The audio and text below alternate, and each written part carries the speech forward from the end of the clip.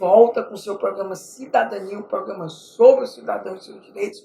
Hoje, conversando de um tema tão interessante, um tema que você, amigo e amiga de casa, como eu disse, está envolvido de qualquer forma. Mesmo que você não tenha um condomínio, que você não mora em condomínio, você já deve ter ouvido falar desses pepinos, dessas confusões, e muitas vezes você não quer ir para um condomínio justamente por isso, por algum desses problemas que faz parte, né? Nem tudo da vida a gente pode dizer que é bom.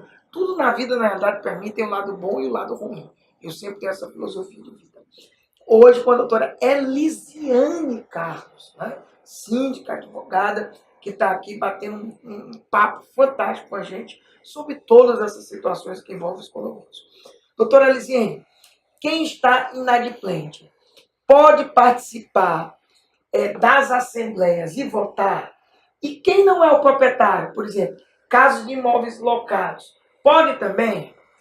Quem está inadimplente não pode participar, como também não tem direito a voto. Isso é um ponto batido, não há o que se questionar, o Código Civil é bem claro quanto a isso.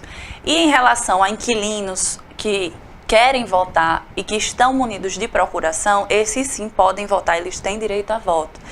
Desde que o assunto debatido na Assembleia não sejam de taxas extraordinárias, aquela que a gente falou anteriormente.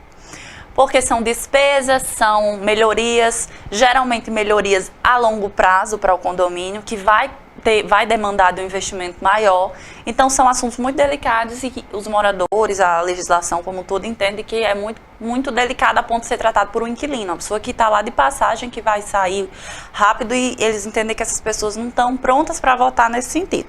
Só que esse é um assunto muito complexo. Há quem entenda diferente, há quem entenda que se ele está morando no condomínio, ele pode sim participar, ele pode votar. Então, é meio que divergente, não é um assunto pacificado, e acaba sendo debatido e definido de condomínio para condomínio. Vai muito de convenção para convenção e também pelo entendimento dos moradores. E mesmo de contrato para contrato, conforme o que foi estipulado no contrato de aluguel, né? Particularmente, eu acredito que essas taxas extras, ao contrário das taxas ordinárias, da cota condominial, essas taxas extras, elas são de responsabilidade do proprietário, ou seja, ele quem irá arcar com essa despesa, né? Já que a pessoa que alugou, né, o apartamento, ela já está pagando a taxa condominial regular. Então, eu acho que até por isso, né, eles reservam ao proprietário o direito ou não de aprovar essa taxa extra. Exatamente. Geralmente a taxa extraordinária ela não vai ao condômino, ela vai ao proprietário. E nessa questão a senhora falou no bloco anterior, a questão dos condôminos convocarem uma assembleia, né, que seria de um quarto. Para todas as situações, é esse quanto? Sim, sempre que os moradores tiverem necessidade de convocar uma assembleia, é um quarto de moradores. Independente de ser para destituir o síndico ou para qualquer outra coisa. Se porventura o síndico não vier a convocar a assembleia e os moradores sentirem essa necessidade, sempre será um quarto de condôminos necessário para convocar uma assembleia. Então não é tão simples, né? Assim, a gente tem que ver. Claro que eu acho assim, eu particularmente vejo que quando o síndico pede, quer dizer, um síndico não, um condomínio pede, você vai construir, né, aquela ideia para ver se consegue uma maior adesão de outros, justamente para poder levar aquele assunto comum, né, para a deliberação. Lembrando que, obrigatoriamente, o síndico tem o dever de convocar anualmente uma assembleia, que é a Assembleia Geral Ordinária. E as outras ele vai convocando de acordo com a necessidade, com a demanda e com o pedido dos condôminos. É nessa assembleia que ele vai, então, prestar contas? Isso, que ele faz a previsão orçamentária, que é apresentada a prestação de contas do ano anterior, que será aprovada ou reprovada pelo Conselho Fiscal. Vamos falar agora um pouco sobre os direitos e os deveres dos condôminos, né, Val? Com certeza, vamos procurar agora justamente quais são, Elisiane, os principais direitos, claro que você não vai poder dizer tudo, e deveres dos condôminos visando o bem comum. Sem dúvida, o principal e o mais básico de todos é usufruir das suas partes comuns, além das unidades de apartamento. Então, o condômino tem direito de usar o seu apartamento, a sua unidade comum, como também tem direito a usar a sua garagem, se ela fizer parte da unidade, porque pode ser que a garagem seja coletiva ou não, tem que se ver qual o caso.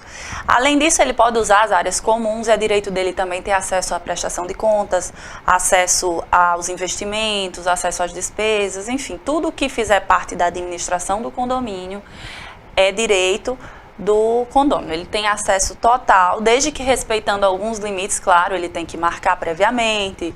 Ele não pode ter acesso a dados e informações de terceiros, por exemplo, dados de moradores. Ele não pode saber quem é aquele morador que está inadimplente, mas ele pode saber quanto o condomínio tem em inadimplência, quanto tem a receber. Então, não pode, então, por exemplo, na prestação de contas, o síndico e o subsíndico exporem as pessoas, os condôminos que estão inadimplentes. Isso é vedado. É vedado. Não podemos. O que nós podemos passar para os condôminos é porcentagem números. De inadimplemento. Exatamente, são números. Exatamente, nós podemos falar o valor, quanto é que tem a receber, mas quem são as unidades de apartamento nós não podemos dizer. Então, os moradores, os condôminos, eles têm acesso às contas do condomínio respeitando esses limites.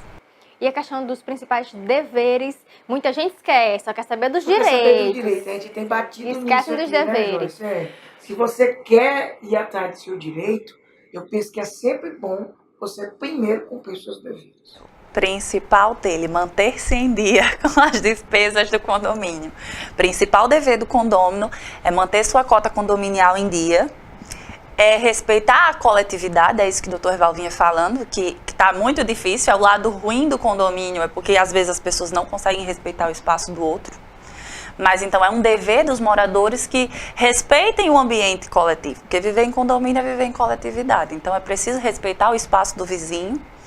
E também outro ponto muito importante que as pessoas não se atentam é respeitar as estruturas do edifício. Você é dona do seu apartamento, mas você não pode fazer uma reforma e abrir uma porta, derrubar uma parede. Então, o condômino tem o dever de não alterar a estrutura do prédio. Isso aí as pessoas esquecem. Você só escuta o barulhinho e quando você vai ver, tá o morador reformando o apartamento, derrubando uma parede que pode colocar em risco toda a estrutura do prédio. E esse é um dever que as pessoas não se atentam, mas é muito comum. E muita gente também fala na não alteração da fachada. Quais coisas a senhora poderia citar que podem acarretar nessa infração? O que o condômino não pode fazer que significaria alterar a fachada? Pronto. Edifícios, por exemplo, eles têm todo um projeto para estrutura de ar-condicionado. Tem o canto certo, tem o dreno, tem toda aquela estrutura previamente feita. Então, o morador não pode simplesmente instalar uma central de ar num canto que não seja apropriado. Tem condomínios que eles determinam quais cores de película são permitidas, se é permitido fachada de vidro, se é permitido pintar a varanda que faz parte da fachada, e nada disso é permitido. Tudo isso influencia e altera a fachada do prédio e não pode ser alterado. O condômino é proprietário e pode fazer o uso da sua unidade de apartamento de uma forma bem clara, da parede para dentro, isso. Da parede para fora não pode, é área comum. Para dentro eles podem aí fazer o que não estão derrubando. Né? Mas tem que ter cuidado que até mesmo nas fachadas, né, Elisiane, na parte, vamos dizer assim, de visibilidade, dentro, se a visibilidade de dentro comprometer a estrutura de fora, já pode dar problema. Já né? pode. Interessante. Na questão, em relação à questão, esse primeiro dever que a doutora citou, né, de estar adimplente com a cota condominial. Muita gente faz aquisição de imóveis e apartamentos para alugar, ou até mesmo para morar, mas acaba por algum motivo não indo morar. E aí deixa, então, a taxa condominial em segundo plano para pagamento, o que acarreta muita inadimplência. Né? A gente compreende que a situação hoje do Brasil não é das melhores, há uma taxa de desemprego muito grande, né? Mas a senhora, como síndica, faça um apelo para os condôminos se manterem adimplentes, a importância, né, da taxa ser paga, ser respeitada. A importância da taxa é para manter a estrutura do condomínio saudável. É preciso pagar mensalmente despesas como água, gás e luz e outras tantas despesas que, se não haver regularidade no pagamento, uma hora o fornecimento vai ser suspenso. E hoje essa é uma realidade em muito condomínio. No meu, por exemplo, chegou a um ponto de começar a suspender fornecimento de água, de gás, em virtude da inadimplência. No começo, a gente conversando aqui, vocês tinham falado que interior está começando essa cultura de condomínio, e acontece muito que as pessoas vêm de casa para condomínio e não têm hábito de pagar a taxa de condomínio, a cota condominial. Então, quando se muda, já continua com esse hábito de não pagar e acha que aquele não é um compromisso. Então, assim, muitas vezes a gente sabe que aquela pessoa tem condições, mas é pela falta de hábito e aí vai deixando e não, depois eu resolvo e vai virando uma bola de neve. Então, acontece muito disso. Eu acredito que é muito pela falta de hábito, principalmente porque eu percebo essa inadimplência muito em moradores novos, assim, que estão chegando agora em realidade de condomínio, entendeu? A questão das infrações também é bem polêmica, também né, tem Flávio? as infrações, eu acho que né, nós estamos aqui já terminando o terceiro bloco, mas eu acho que a gente toca no problema-chave. Quais são os pepinos, né? Quais são as infrações mais comuns? A senhora já pode começar agora. E quais os tipos de punição? A senhora pode, por exemplo, agora já fazer um quadro geral, que eu penso que aqui a gente entra no problema-chave. Um quadro geral, estipular mais ou menos as punições gerais, e depois a gente volta com os famosos causos, né? Que aí, eu vou dizer, se a gente abrisse aqui o amigo e amiga de casa falar, o programa realmente não terminaria, porque o que tem de confusão em condomínio, eu vou dizer, faz parte, né? Quando começam as infrações, a gente começa com advertência. Quase todo condomínio é assim, começam com 3 infrações, 3 advertências. E só após a terceira vem a multa. A multa geralmente é um percentual em cima do valor da taxa de condomínio, geralmente entre 50% do valor da cota. E as advertências geralmente resolvem, não chega a ser necessário aplicação de multa.